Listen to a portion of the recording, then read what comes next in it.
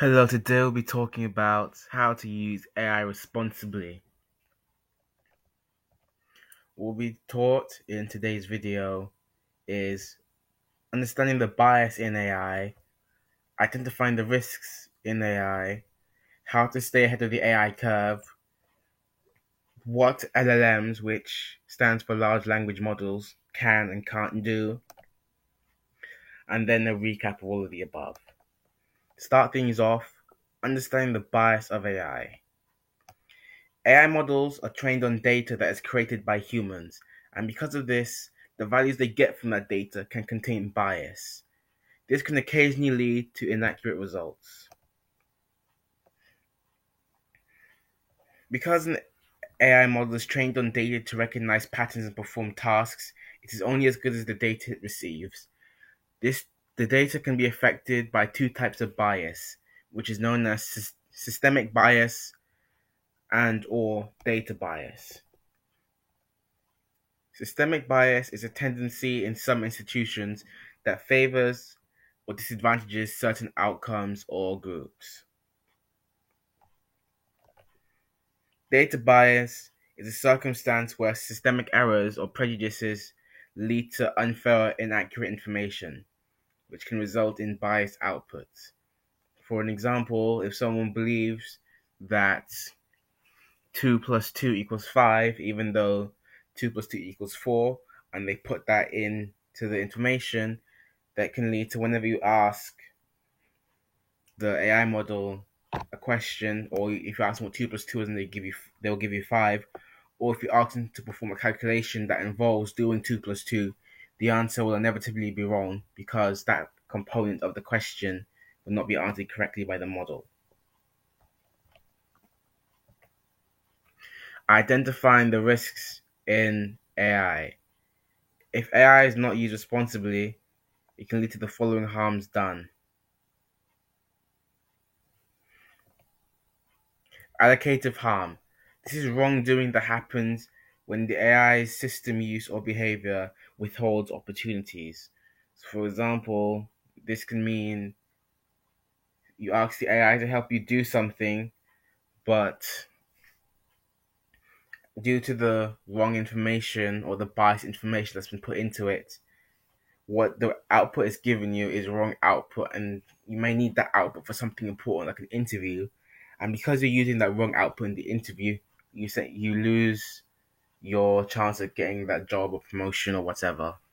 That's an example of how allocative harm can happen. Next type of harm is quality of service harm. And this type of harm occurs when AI tools do not perform well for certain groups of people based off their identity or other factors, such as a disability like a speech impediment. The third type of harm that can be caused if AI is not used responsibly is deepfakes.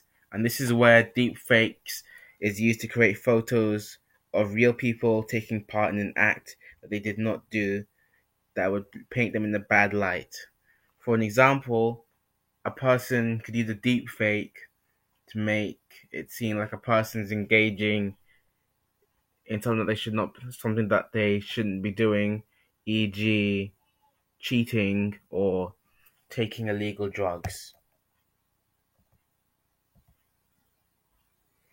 How to stay ahead of the AI curve. With AI slowly becoming mainstream, the need to stand out has become more prevalent than ever. So, I'm going to provide some ways that you can use to stay ahead of the AI curve. The first way is focusing on developing human skills that AI may not be able to perform well, such as being empathetic and having the human touch that AI lacks. The second way is to improve your creativity if you're not necessarily a creative person. And this is because AI mostly works on the data that's given to it, but unlike humans, it isn't able to completely think outside the box and is incapable of bringing anything to the table that is truly a game changer.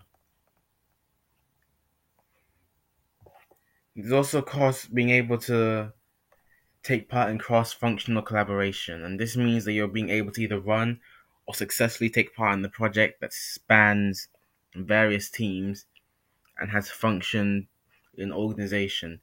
This requires everyone to have expertise that spans across different departments. This is something that most AI models are unable to do because most AI models are specifically specialized in doing one particular thing and thus can't be used outside of that thing in most cases. The last way to stay ahead of the AI curve that I'll mention is communication.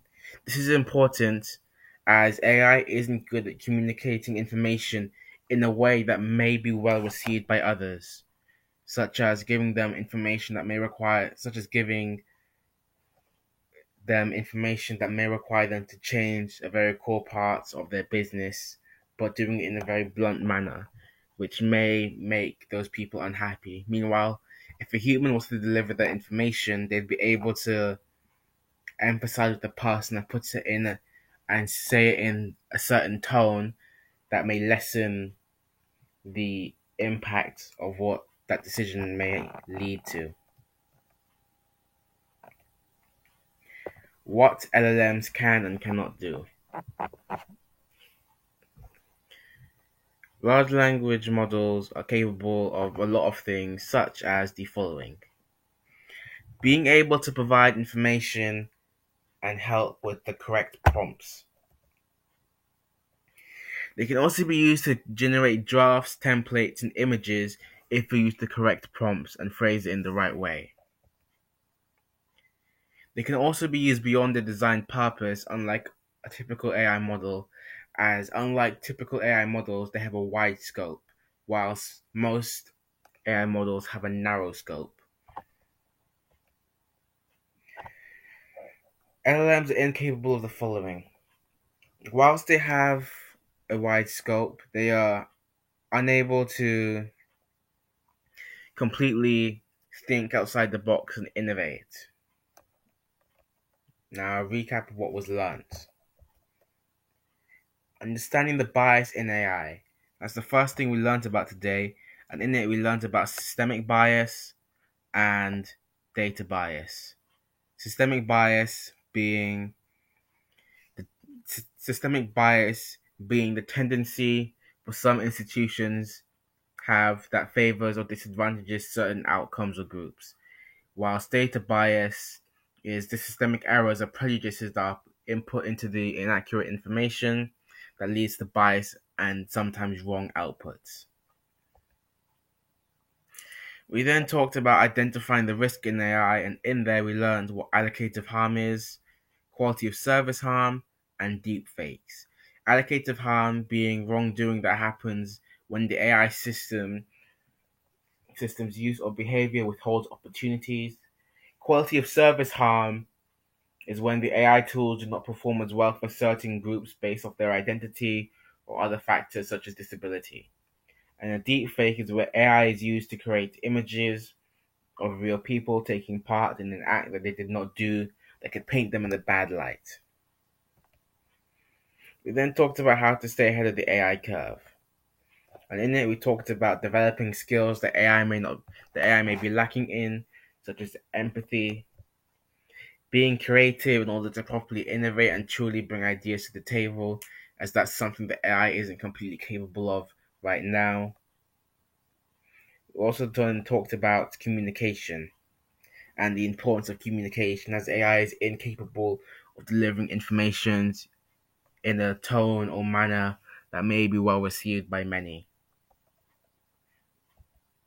We then also talked about what LLMs can and cannot do, and they include but are not limited to the following. LLM is capable of providing information and help with the correct prompts.